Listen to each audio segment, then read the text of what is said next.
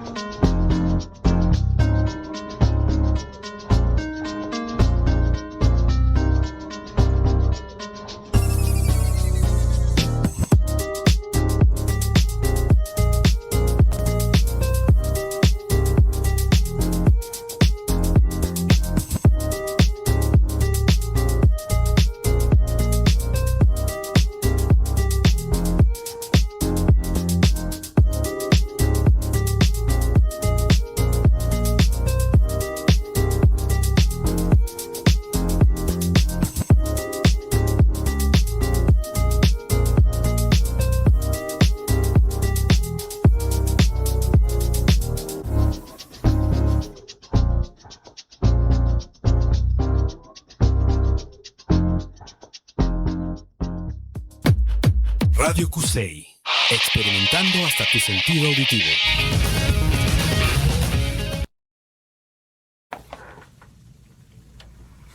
Hola, ¿qué tal? Muy buenos días, bienvenidos a un programa más de Creative Minds, aquí a Radio Cusey, UDG, muy contentos por el día de hoy tener a Inés Jiménez.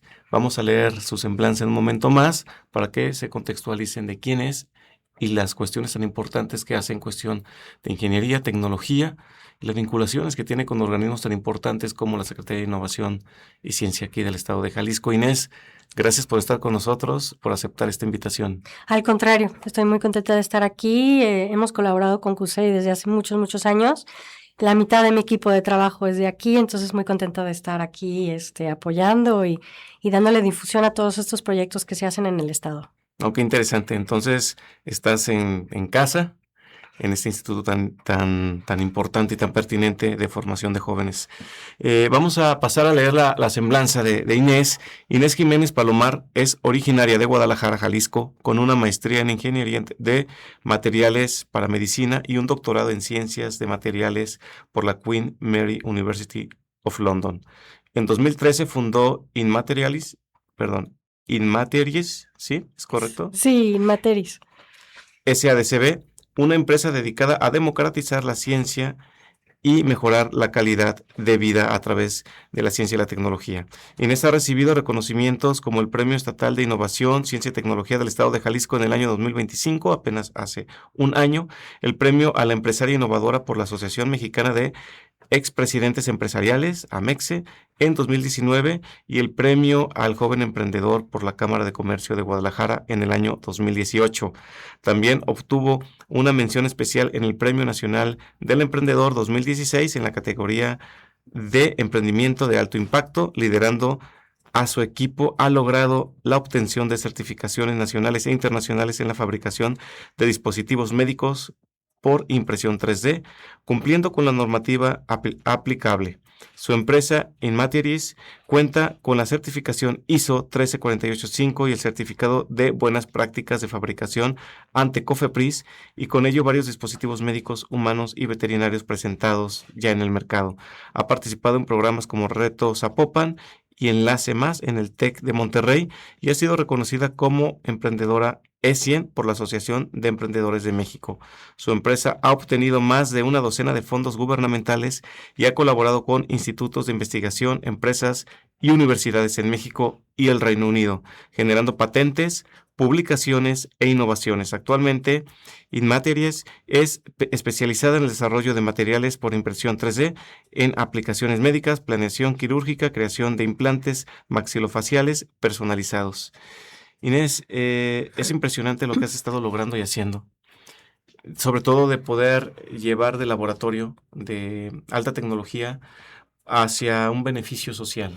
Inés, ¿cómo pasar a democratizar de alguna manera la ciencia, de la alta tecnología, llevarlo al beneficio social y a las personas, y sobre todo, pues, esta cuestión que te ha apasionado bastante? ¿Cómo logramos impactar la vida de las personas a través de la tecnología?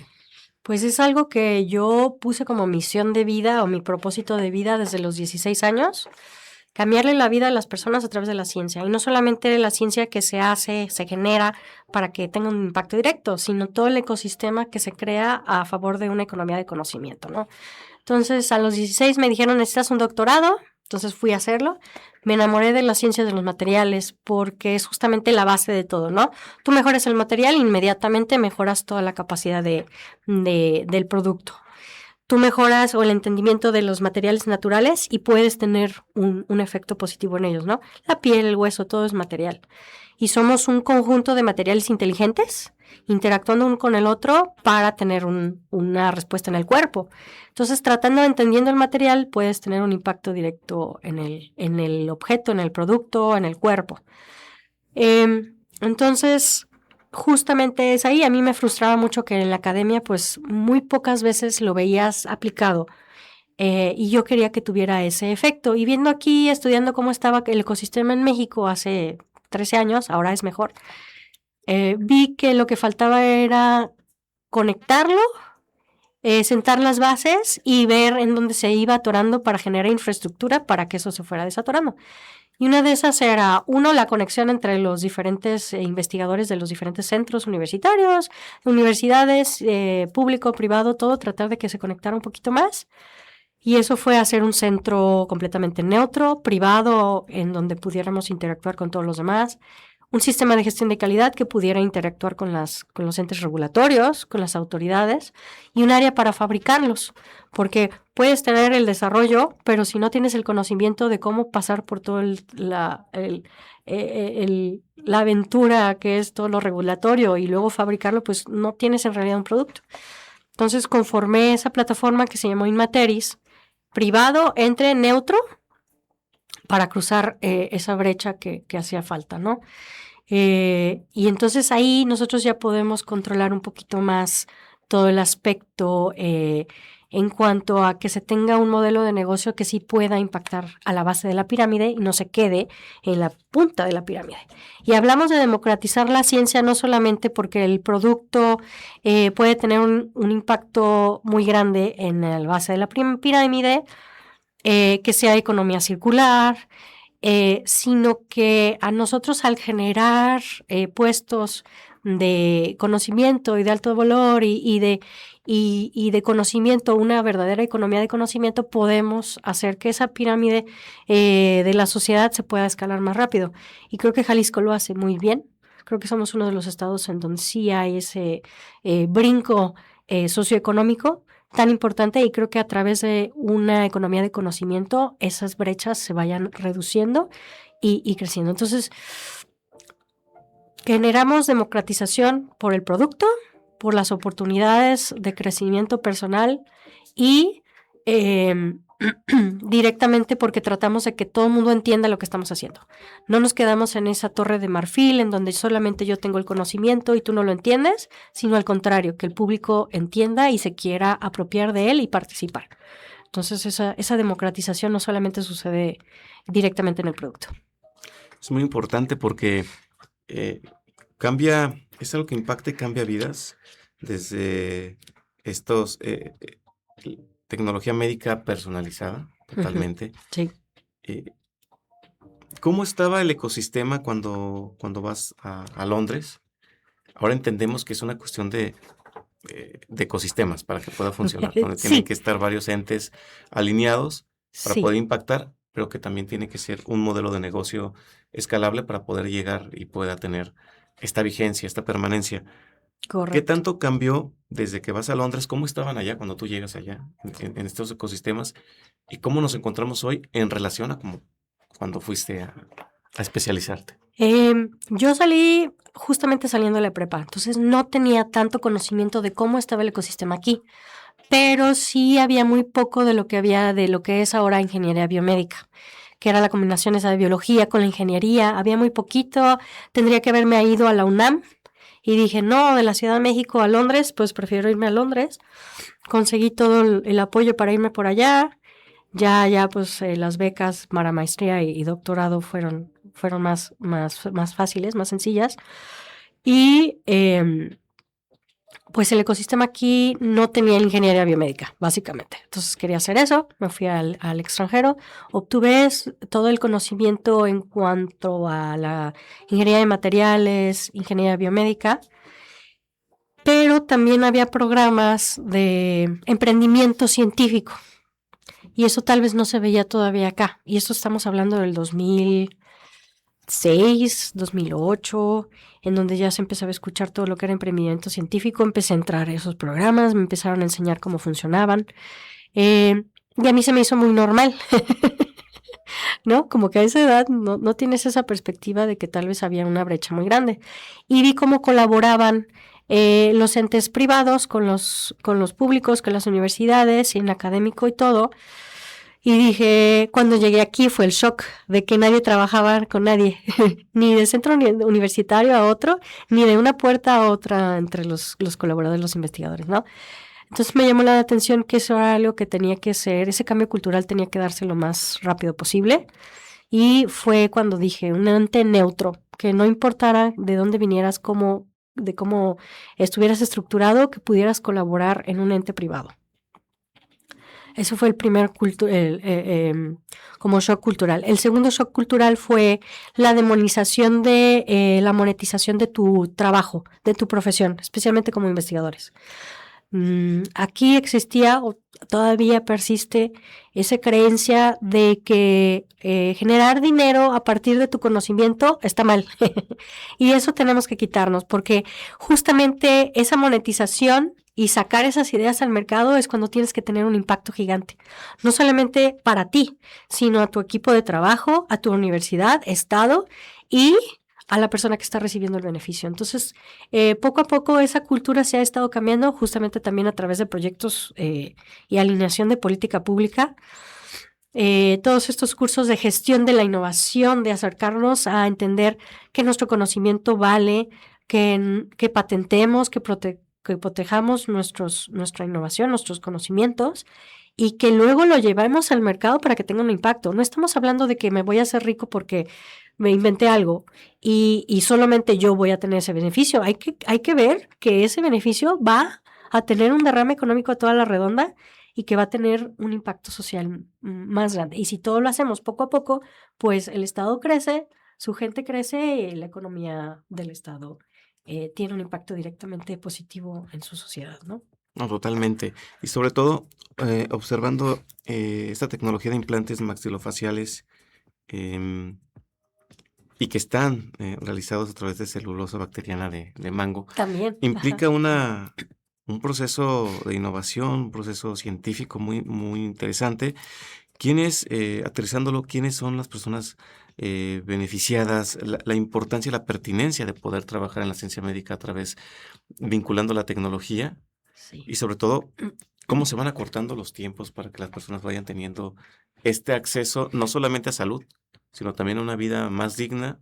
Lo hablábamos hace un momento, un problema, un hundimiento de cráneo, por así decirlo, Sí. no solamente, bueno, aparte de que conlleva cuestiones médicas importantes, también es la parte de autoestima, la parte estética de las personas.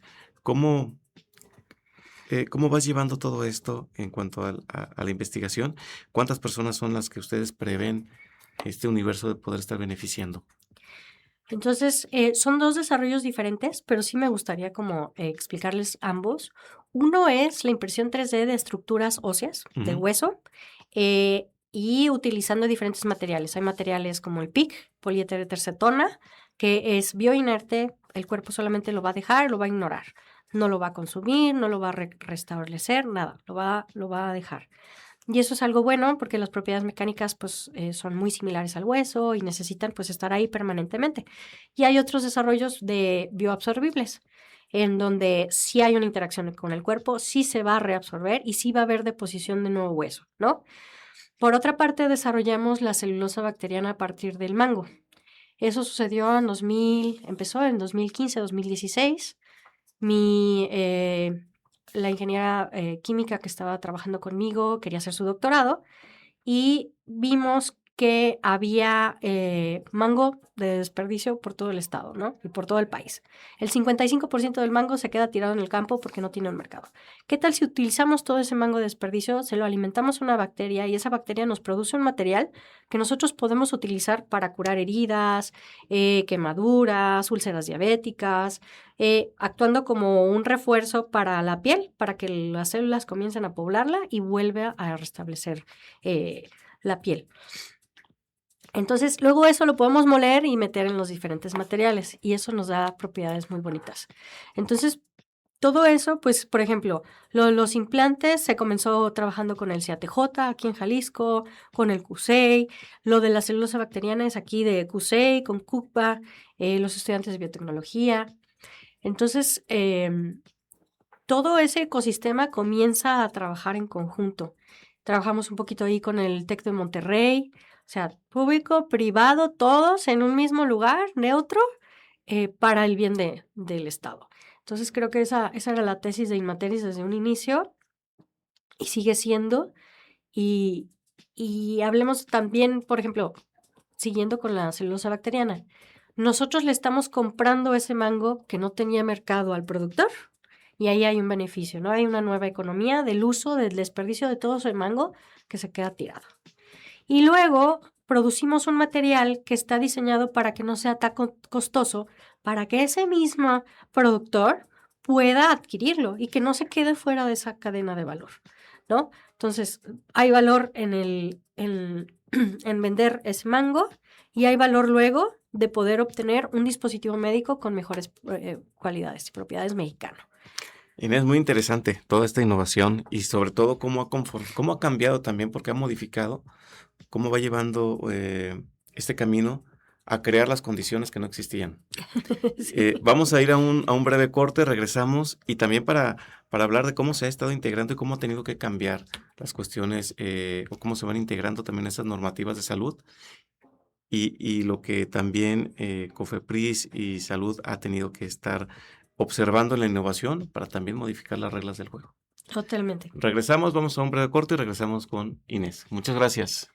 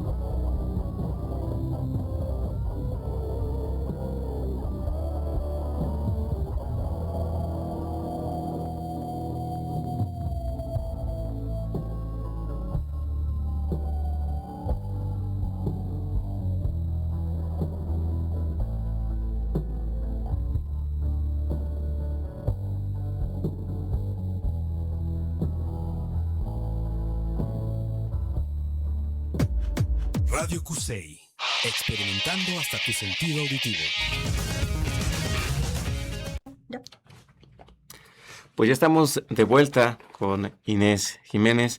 Inés, hablábamos de todo este ecosistema que se ha ido formando al paso del tiempo, pero que también van empujando emprendedores, empresarios, visionarios, que tienen la visión, como tú, de poder mejorar a través de la tecnología la vida, impactar en la salud, y que a su vez ha propiciado que existan nuevos entes que den este soporte, que creen las condiciones para que siga existiendo de forma más importante este ecosistema.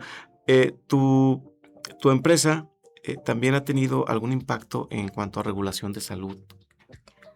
No sé si directamente, pero sí hemos hecho como constantemente la observación de que no se podía llevar innovación en salud hasta yo creo que hace unos años y hace poco por todo el tema regulatorio. Uh-huh. La autoridad pues está acostumbrada a recibir ya los folders ya hechos de otros entes regulatorios de otras partes del mundo y nada más revisarlos para dar sí o no, ¿no? Pero revisar una carpeta nueva de algo que no está muy seguro, pues claro que no, es muy difícil tener esa capacidad. Tendrías que tener un equipo muy grande, muy especializado en todo, porque pues en la salud pues entran materiales como el metal, la cerámica, plásticos, diagnósticos, software. Entonces, imagínense la cantidad de gente que tendría que estar trabajando. Entonces, ese ente poco a poco se ha ido fortaleciendo para poder entender esta nueva innovación que está sucediendo dentro del país y tratar de tener esos mecanismos para que no solamente seamos un país en donde toma y firma y pasa, sino que somos un país en donde sí se pueda desarrollar. Y ha sido difícil, claro, porque tú entregas una carpeta y entre que no saben qué revisarte y cómo revisarte, pues tarda muchísimo. Eh, y poco a poco, pues se ha visto que esos tiempos se han acortado, que ya hay comités nuevos de evaluación, comité técnicos más especializados, que ya hay compromisos en de revisar los expedientes más rápidos. Y eso se ha ido acelerando en los últimos 6 meses, me parece, justamente porque ya el país entiende que es algo que se tiene que resolver. Y sí he visto que se está actuando, tal vez no directamente de nosotros, pero creo que sí hemos sido una banderita constante de, oigan, creo que tenemos que mejorar esto porque si no, no se va a poder. ¿Cómo vamos a entregar algo nuevo si no puedes ni siquiera revisármelo, ¿no? Sí, de pasar de la parte de consumir, de importar, Claro, al desarrollo aquí mismo en la región, y sí, que tiene que tener, bueno, tiene este impacto tan importante de cambiar la infraestructura, de exacto. incorporar perfiles especializados, Sí, crear plazas nuevas, sí, crean empleos nuevos también, sí, y es importante porque están profesionalizando de alguna manera pues todo el ecosistema y la infraestructura que tenemos para que también puedan venir otras empresas, otros entes especializados y tengan pues el piso más parejo, digamos de alguna manera que están planchando el exacto. ecosistema. Que no pareciera, pero probablemente sí. En ese estar picando piedra, estamos planchando, estamos arreglando esas carreteras para que la innovación surja, tenga un camino más parejo. Tienes razón. Solamente que a veces en el día a día no lo ves, porque tú estás nada más ahogándote entre la inversión y la deuda y el equipo de trabajo y si salen o no las pruebas, la regulatoria. Entonces, pero sí, poco a poco, pues siempre esas preguntas pertinentes de, oye, ¿cuántas personas has afectado y cuánta innovación has matado? Porque no puedes leer un expediente, ¿no? Así es. Entonces creo que sí. Sí, y sobre todo, sí, se está ampliando y esto da pie a que se crea una carretera donde pueden llegar nuevos actores que tienen el camino ya un poco más sencillo.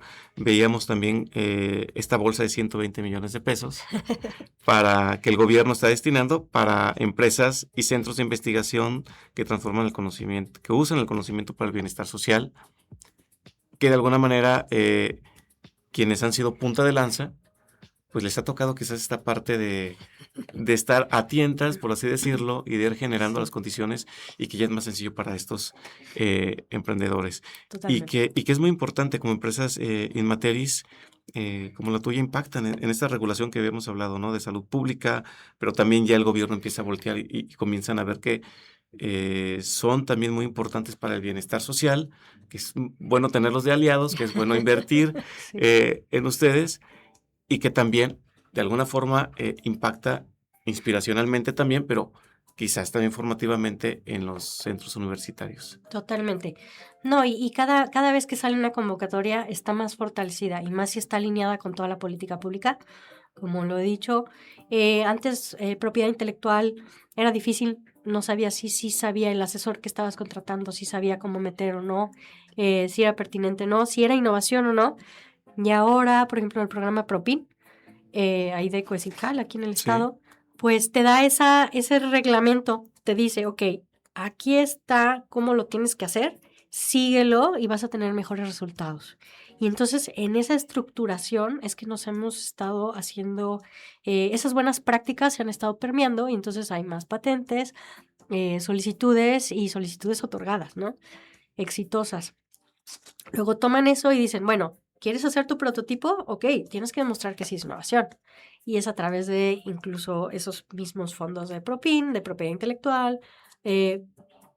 Seguiste las reglas, necesitas entregarme esto para demostrar que pues es innovación, que estás haciéndolo bien, que tienes la estructura para sacar un prototipo. Y luego de ese prototipo, luego existe lo que es el ProInjal, que es el fondo de ProInjal. Luego existe lo de ciencia del mercado. Ya demostraste que esa innovación, ya hay una patente otorgada o en solicitud, ya demostraste que tienes un equipo de trabajo, que entiendes hacia dónde va el producto, vamos estructurándolo para que sí pueda llegar al mercado, ¿no? Y no solamente aventándole dinero, sino en una estructura en donde se utilice la infraestructura de todo el ecosistema en Jalisco para el bien de ese desarrollo. Entonces, no solamente te dan dinero para comprar equipo, te dicen más bien, mira, el CUSEI tiene esta máquina, haz el servicio con el CUSEI, todos nos ahorramos muchos miles de pesos y la innovación sigue en un camino muy pertinente, ¿no? Que eso es algo que admiro mucho de lo que ha hecho la Secretaría de Innovación aquí en el estado de Jalisco, de la alineación de política pública, cambio cultural a través de sus diferentes programas y fortalecimiento no solamente de cómo se da el recurso, sino de cómo nos capacitó para estructurarnos para que la innovación sí llegue al mercado y sea pertinente. Así es, y que es un organismo de aquí del estado que ha surgido, que no lo encontramos en ningún otro sitio, Correcto. que está amalgamando todas estas tecnologías y dándoles buen cauce. Y podemos también encontrar esta formación de talento altamente especializado, Sí, el TAE, sí. como pocos actores en su momento que ven una oportunidad, crean un ecosistema aquí en el estado. Lo importante de trabajar estratégicamente, de trabajar alineados Exacto. y de entender que se puede tener un producto innovador, abaratar costos, si todos van trabajando en la misma línea. Eso es maravilloso. Y en estos perfiles estratégicos que fortalecen el ecosistema en cuanto a innovación y competitividad, pues han tenido mucho que ver también ustedes. De alguna manera van haciendo rodar esta rueda. ¿Cuál es tu percepción desde que empezaste con este emprendimiento, en el punto que te encuentras ahora? ¿Y cuál es, digamos, a largo plazo, dónde quieres llegar? ¿Qué es lo que visualizas con Inmateris? Yo cuando comencé sí veía que había falta de colaboración entre los centros universitarios, públicos, privados, internos, aquí incluso en UDG, de puerta a puerta no se hablaban.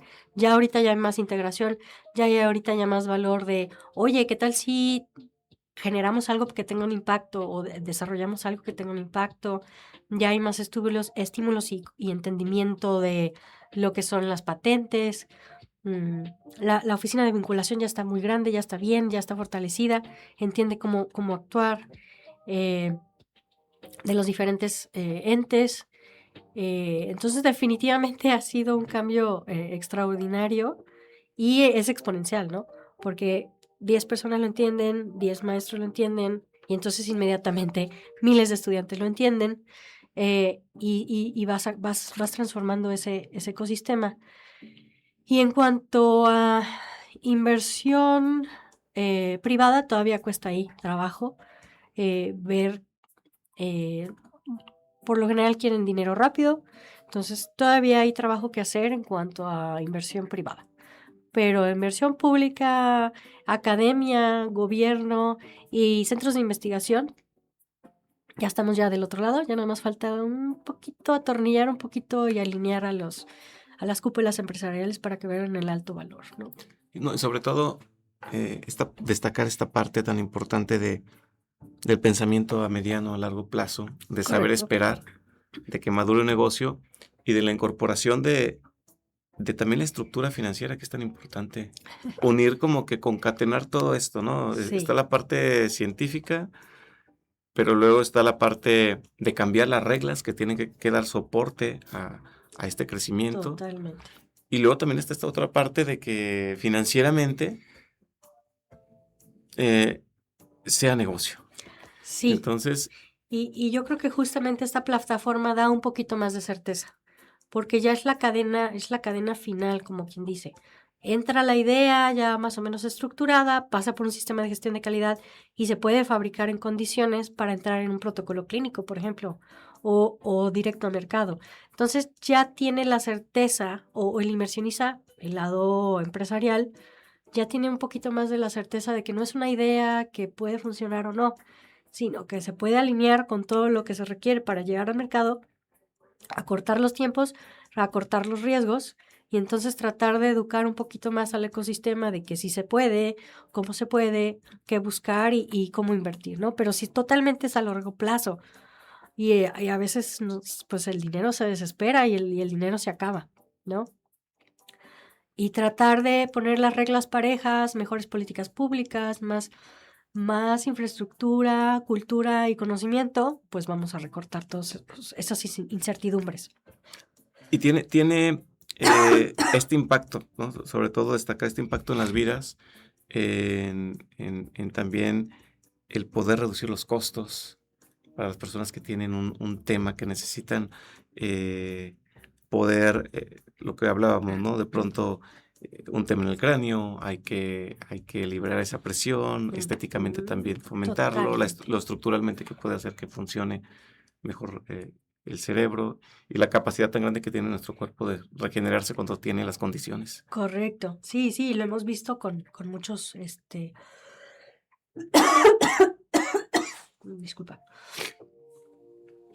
Eh, lo hemos visto con las estructuras óseas y lo hemos visto con las estructuras para sanar la piel, por ejemplo. Tú le pones las estructuras correctas y pues las células tienen la capacidad de migrar, transformar. Me estoy mormando muchísimo, perdón. No te preocupes.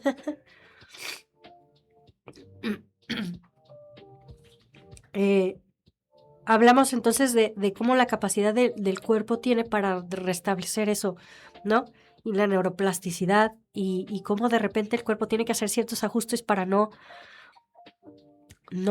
fallar catastróficamente, ¿no? Creo que estamos diseñados justamente optimizados para no fallar catastróficamente. El hueso, todo nuestro sistema. Y si tú colocas la estructura correcta en el lugar correcto, pues ya las células pueden repoblar y arreglar el tejido faltante. En el caso de los bioinertes implantes maxilofaciales, craniomaxilofaciales, hemos visto un poquito de que el cuerpo pobla un poquito con hueso alrededor, pero lo deja intacto, que eso es lo que se quiere. Y hemos visto cómo el darle una estructura nuevamente a los músculos, al tejido blando, puede restablecer funciones. Los músculos dejan de retraerse y entonces causar otros problemas del tejido blando. Hemos visto gente que recupera la vista, ya que tiene nuevamente la alineación correcta para que sus ojos no estén desfasados. Y es que lo que pasa es que si el cerebro empieza a ver una desalineación entre los dos ojos, entre lo que está viendo, apaga ambos ojos porque dicen, pues no está funcionando esto, voy a tener más problemas si estoy viendo mal a que si no estoy viendo. Entonces apaga completamente los ojos y aunque funcione la estructura, la apaga esa señal para no tener esa dificultad de procesamiento en el día al día. Si nosotros volvemos a realinear todos esos tejidos blandos, de repente el cuerpo dice, oye, ya veo correctamente, ya tengo una señal estable en ambos lados, vamos a prender otra vez los ojos, ¿no? Entonces es muy bonito ver cómo el cuerpo justamente está optimizado para eso, para no fallar catastróficamente y ir ajustándose a lo que está sucediendo a su alrededor. Inés, pues felicidades por Inmateris, felicidades por la visión, sobre todo empresarial, pero también por llevar la alta tecnología en beneficio de la sociedad y que estamos seguros que al paso del tiempo será de una manera más importante y que están inspirando a otros emprendedores, a otros talentos que quizás están ahorita en aula, pero que con este paso y viendo los resultados, pues Jalisco es tierra de talento, lo hemos visto, de alta Sí. tecnología. Sí. Y de otros tantos, ¿no? De también un motor en cuanto a alimentación. Y qué bueno y felicidades por formar parte de este ecosistema e empujar este ecosistema para allanar el camino un poco más a los emprendimientos que vienen. Muchísimas gracias por estar con nosotros. Esperemos que nos visites nuevamente a hablar de la evolución de tu empresa Claro. y también pues de casos que son inspiracionales y de cómo han cambiado la vida. Muchísimas gracias por haber estado aquí. No, gracias por la invitación y encantada. Y claro que volveré. Muchísimas gracias. Esto fue Creative Minds. Que pasen una excelente semana y nos estamos viendo próximamente. Gran saludo.